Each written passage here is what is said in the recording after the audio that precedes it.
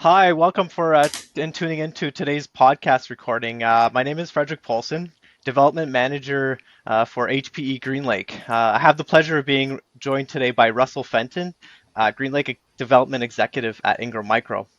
Today, we're going to discover some of the reasons partners and customers alike are increasingly moving towards GreenLake model, and what are some of the major benefits that set it apart from the traditional CapEx style purchases. Russ, welcome, and thank you for joining us today. Hi, Fred. Thanks for having me.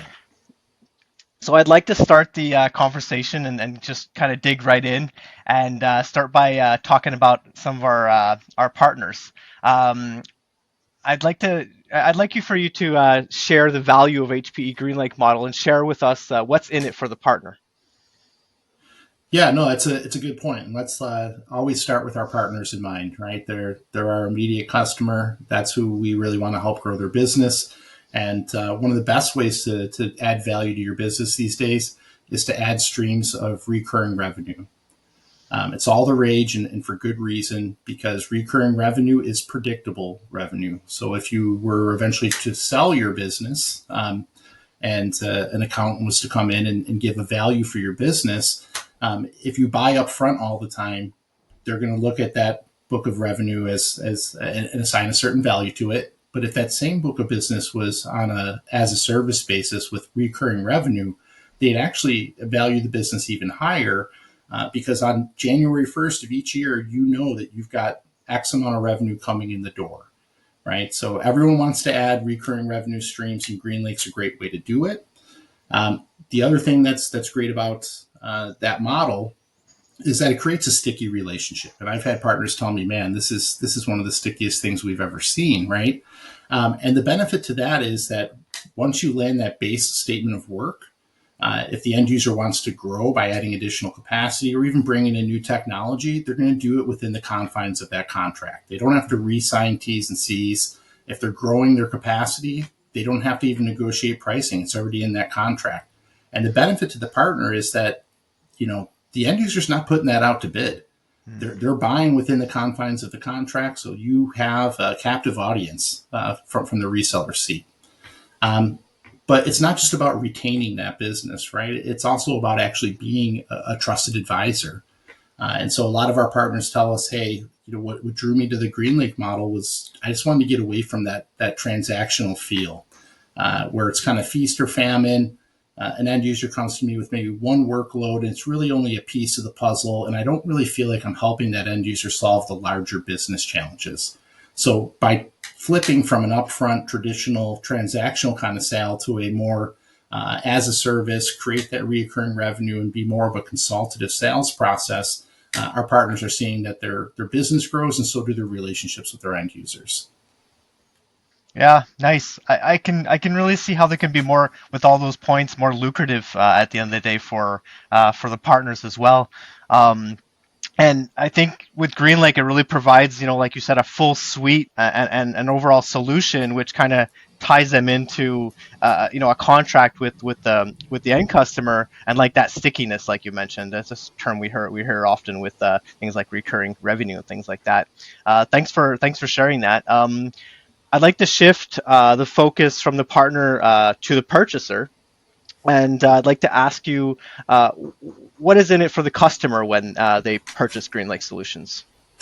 Okay, yeah, and so now target is end user, and the only thing more important than our Hmm. customers are our customers' customers, Yeah. right? And so there's a whole suite of financial arguments that could really help make a difference for the end user, and it's going to depend on how the end user does their accounting, how they treat capital expenses versus operating expenses, right? Um, but so first and foremost, a lot of companies are going to benefit just from not having to come up with a bunch of capital up front. Let's say they're doing like a data center refresh.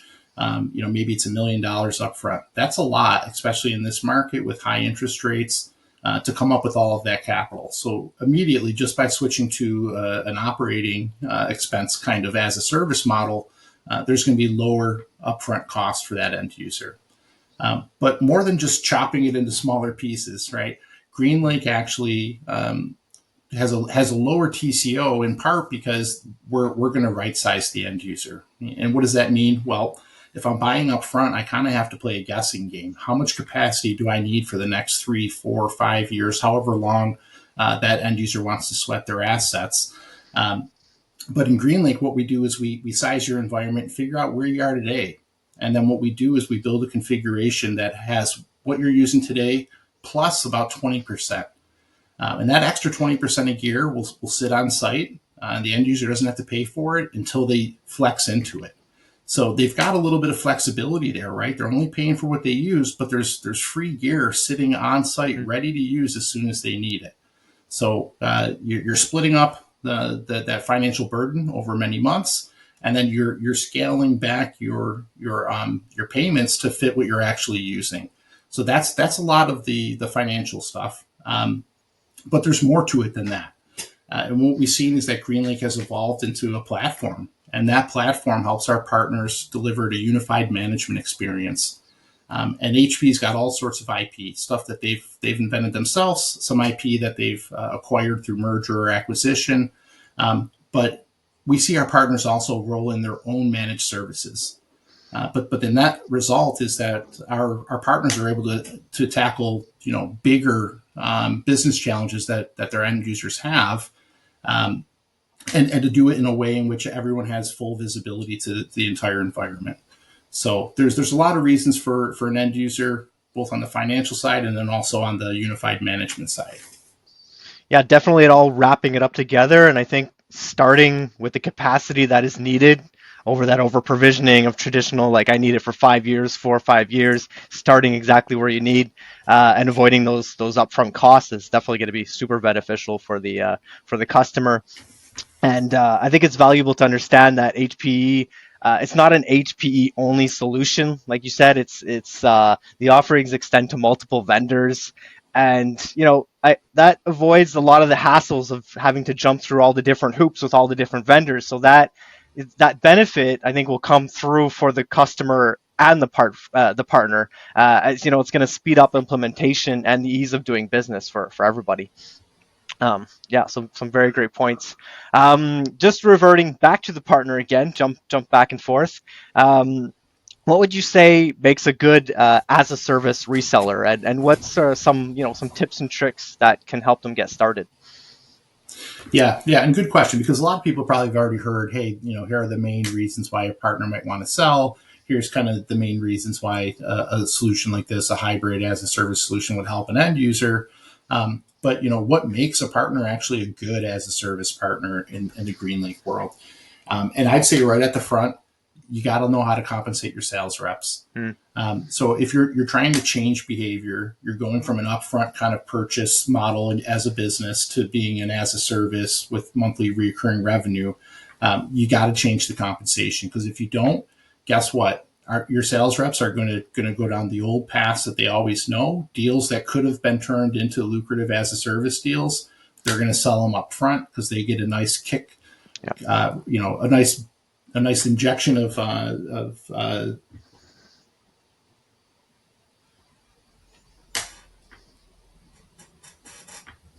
the partner's going to the sales reps are going to just keep selling down that particular route, because they're going to get an immediate injection of cash there. So that's what they're going to follow. yeah, And we've seen our partners take this a bunch of different ways too. So sometimes they rely on the vendor's own spiff program, Engage and sure, Grow, to provide some spiffs for their sales reps. Sometimes the partners will say, okay, well, we get a lucrative rebate from the vendor on this product. They pay it up front. We'll go ahead and give a portion of that to our sales reps so they can have that same kind of shot in the arm that they're used to from a CapEx deal. We've seen partners even do it where we'll give you some money up front. We'll let you collect a spiff from the vendor, and we're also going to recognize the monthly billings over the next 3, 4, or 5 years. So lots of different ways to do it and different reasons for how you want to structure it. Really depends on the partner's business structure and what their goals are. yeah, But if you don't have that compensation piece in place, do not expect traction with your sales reps. yeah, Um, so the other things that I kind of think that partners need to know to become a good GreenLake partner is, first and foremost, understand that distribution has a different role. So in the upfront traditional purchase business, I just give you a quote, and when it comes time to close, you send me a PO, and that's probably all the disty involvement that you might see ship and there. close. Yeah, but for GreenLake, it's a different type of world. If we're dealing with a longer sales cycle, we need to be involved early and often Yep. because we can actually help shorten that sales cycle. We can help you navigate different quote paths, um, right? So there's lots of different ways that we can help. But so get us involved early and often, and then understand where GreenLake fits and where it doesn't, so you don't waste sales cycles. And we've seen so many deals. We can tell you about the trends we see, and I'll tell you right now, $200,000 is kind of the threshold for GreenLake. If it's smaller than that, what happens is, we've got costs for hardware and for services in all of these deals, and some of it's the partner's own managed services. But when the solution gets really small, then the services kind of outweigh the hardware cost, and it's not as competitive as we'd like. The larger the deal gets, the better that model kind of works. But I'd say anything between 200 and 600,000 is kind of a sweet spot for a lot of our partners. Yeah. Um, and then I kind of touched on managed services, but so partners who just want to be a pass through can make money in GreenLake, but the partners that do it the best, they have their own managed services, Hmm. and they're going to get higher margin on those managed services. And a lot of times, the best partners will say, "Okay, we've got managed services. GreenLake has a specific product. Let's just say Private Cloud Business Edition, right? It's a DHCI piece of equipment, but they may say, we're going to take this, and we're going to add our managed services onto it. And this is going to be our go-to-market model, and it's going to fit 80% of our end users and solve 80% of their problems. So this is what we're going to learn. This is what we're going to train our sales reps on. This is what we're going to teach our tech people to Hmm. build correctly, and we're going to run with it. Um, and then I would say that, at the end of the day, the partner, if you want to be a good GreenLake partner, you're going to have to be able to explain the value add of GreenLake to the Yep. end user. Yep. And there's a lot of factors that go in there. Hard costs, soft costs, right? We've had end users tell our partners, "Hey, I just closed a GreenLake deal, and I feel like I added 6 new IT people to my environment." And they didn't literally, right? But by adding the partners managed services plus HPE's complete care, they've effectively extended their IT bench. Yep. So I think get your compensation in place, figure out how you want to sell, what you want to sell, how you're going to position it, be able to use the vendor's tools like their business advisory tool to show kind of the hard and soft cost values that an end user would experience, and then work with your distributor. Make sure that Yep. you're doing everything you can to shorten that sales cycle, and you Yep. fully understand the statement of work. Yep, yep, absolutely, and definitely understand at the base that there's a shift, and that it's no longer a box selling transaction. It's a consultative approach, and there's things to learn and there's things to adapt to. Like you've mentioned, the compensations of the internal sales and all these things that are gonna have to, there's a learning curve, and definitely reach out to us to lean on. And we also lean on HPE, and we all work together in a lot of these deals to move them quickly. Um, I'd like to move on to our next subject, our next topic, and I'd like to ask you, Russ, in your experience in working with partners, what would you say has been some of the pushback or some of the objections that you would hear when being presented with GreenLake models? Um, yeah, great question, Fred. Because we have our partners tell us that they sat through some of our training, then they get in front of an end user, and the end user says, "Hey, this looks like a lease to me," Mm, and they're not necessarily sure how to respond to that. So we actually developed training called MythBusters, where we nice. teach them how to debunk those myths, right? And so let's talk about the first one. It's a lease. It's not a lease. It's not legally a lease.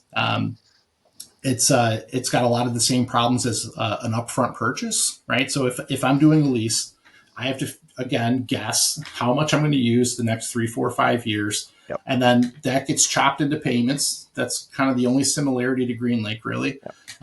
And then I'm stuck with that. So maybe I over provisioned, maybe I over guessed. I was afraid of running out of Sure. capacity, so I over guessed how much I needed over 5 years. Well, I'm stuck with that payment every month Sure. as long as we go, right? So in Yep. GreenLake, there's going to be a lot more flexibility because we build the configuration based on your size now, plus a buffer that you can grow into, and so you don't have to play the guessing game, right? So just for right there, it's not a Yep. lease. Absolutely. Um, we hear, "Hey, it's too complex." GreenLake's been offered in the channel for close to a dozen years now. It used to be flex capacity in its early days, but we've taken a lot of the complexity out. If you're not working with your distributor, it probably looks a little complex. Come talk to your distributor.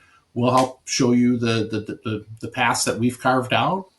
We'll help you shorten that sales cycle. We'll take some of that complexity out of it for you.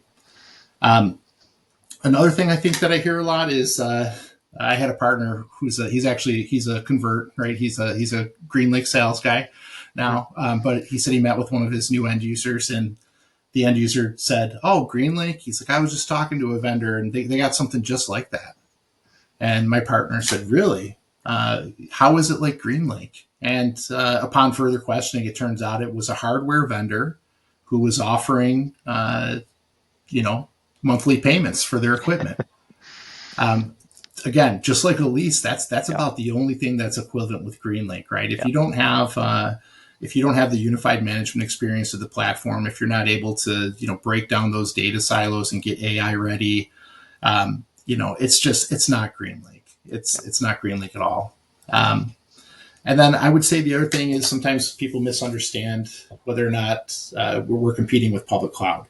So we've had some end users, the calls I've been on with partners, right, where end users will say, "Well, how are you guys supposed to compete against these gorillas, these hyperscalers, the public cloud?" Look, we're not competing against them; we're partnering with them. Yeah. So it's a hybrid world. It's not, do I stay on prem or do I go to the cloud? It's hybrid. You're likely going to have to do both. And we've actually seen some workloads get rebalanced, right? Some of them have come out of the public cloud and returned back on prem. And we're even seeing some of these hyperscalers now trying to come into the on-prem world. AWS is doing their Outpost. Azure's trying to send the Arc down to the ground. And GreenLake even has Azure offerings and AWS offerings. So there's definitely a mixture, but we're not competing with them. We're partnering with them. You can use both. But GreenLake's going to give you the benefit of seeing everything in the environment, whether it's in the cloud, on the edge, or in your own data center. Yeah, nice. And it seems like GreenLake, like you said, is really differentiating itself amongst the competition. I think that if sorry, let's stop there. I was reading the wrong line.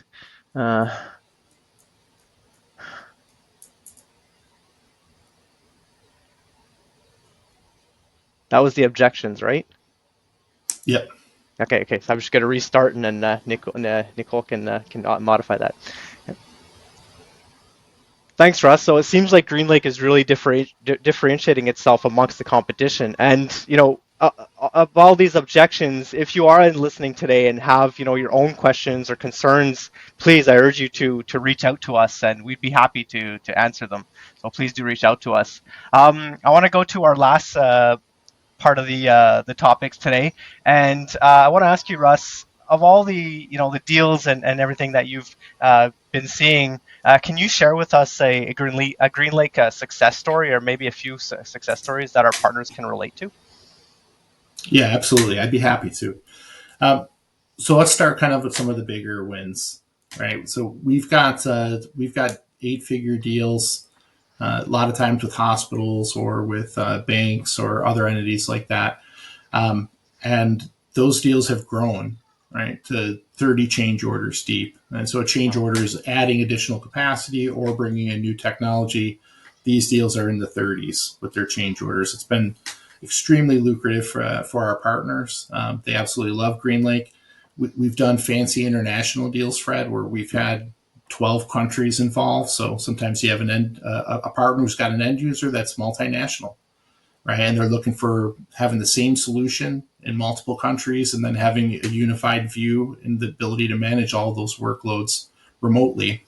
And GreenLake can do that. And so those are really cool success stories. But, for the everyday partner, we've got wins there too. So I've got a partner. He's a solo shop, right? He's wearing all the hats. He's the owner. He's the tech guy, the sales guy, the janitor. He's everybody. And he came to one of our partner enablement programs, and he went through the training, and he went out and he pitched GreenLake, and he got a no. And he went out and he pitched GreenLake again, and he got a no. Right, and then third time's the charm. After working and refining his delivery, he got to yes. Right, and that end user is extremely happy with their solution, and they've already submitted paperwork to do a change order to grow that out. And so the partner even told us we had actually had him come to another partner enablement event about a year later and tell these are the lessons I learned. I went into the first one. I got stumped on the lease question. I wasn't ready for it. Right. The second one, he had the service level too high for the solution. There's different service levels, and so he was pricing himself out of the market. That's how we got the no on that one. We fixed those up. He decided to lead with finance. That was the way he wanted to start the third opportunity. And once they agreed that this was the way they wanted to buy IT moving forward, then it was as easy as getting the quotes, explaining how the technology was going to solve for their business problems, and they had a done deal. Um, the last one that comes to mind, just because we were talking about, are we competing or partnering with public cloud? Yeah.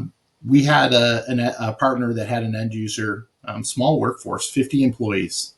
Okay, but they're highly skilled employees. They all have PhDs. Their business model is that they create patents and then they sell those patents. Well, they signed up for AWS. They decided they were a cloud first company. That's what they were going to do, and they bought the highest service level that they could on AWS. And part of their business is they have to do these really complex model simulations, and they take 15 days to run to completion. Well, they get up to about day 12 and they lose connection to AWS. Wow. All that work is now void. The whole model is gone. Okay. Do you think they're getting a refund from AWS? Absolutely not. Right. So our partner talked to them, and their engineers liked the tools that they had with AWS, but they needed a better solution that was more reliable. They wanted something on-prem that could give them that security and performance, but they still wanted to be able to use their AWS. And so under their AWS contract, sometimes the bill was $4,000 a month. They wouldn't have a lot of simulations to run that month. Sometimes it would be $400,000.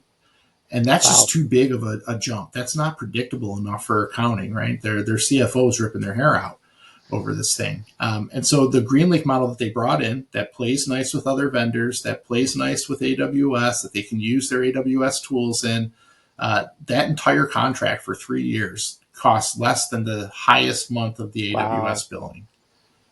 Right? That's a happy customer. Talk about unpredictable cloud control costs. Yeah. Wow. Wow, those are some great success stories. I like that, especially that last one, Russ. Thanks for sharing those. I think that pretty much wraps up our session today. Thank you very much for sharing your insights, your knowledge about HPE GreenLake today, Russ. Just to all our listeners, I want to remind everybody to reach out to you no matter where you are at and what questions you may have. We'll find a solution, and we'll work with you guys to help move forward on selling HPE GreenLake for customers. And talking about those trainings and resources, we at Ingram Micro have a as a service workshop. It's a great way to build and personalize a blueprint for your organization. It's a 1.5 day in collaboration with Ingram Micro and HPE. And we do have limited spots available for this workshop. So please, I do urge you to reach out to me if you want more information and would like to participate in that. So it could be something that's very interesting for you guys. Again, Russ, huge thank you for sharing everything today. And thank you to our listeners as well for tuning in. Thanks for having me, Fred. Thanks.